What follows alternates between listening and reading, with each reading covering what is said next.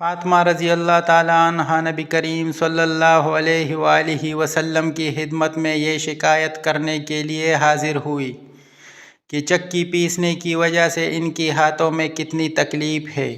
انہیں معلوم ہوا تھا کہ آن حضرت صلی اللہ علیہ وآلہ وسلم کے پاس کچھ غلام آئے ہیں، لیکن آن حضرت صلی اللہ علیہ وآلہ وسلم سے ان کی ملاقات نہ ہو سکی۔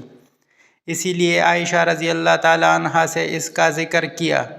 جب آپ تشریف لائے تو عائشہ رضی اللہ تعالیٰ عنہا نے آپ سے اس کا تذکرہ کیا۔ علی رضی اللہ تعالیٰ عنہ نے بیان کیا، پھر حضور اکرم صلی اللہ علیہ وآلہ وسلم ہمارے ہاں تشریف لائے۔ رات کے وقت ہم اس وقت اپنے بستروں پر لیٹ چکے تھے۔ ہم نے اٹھنا چاہا تو آپ نے فرمایا، تم دونوں جس طرح تھے اسی طرح رہو۔ پھر آن حضرت صلی اللہ علیہ وآلہ وسلم میرے اور فاطمہ کے درمیان بیٹھ گئے۔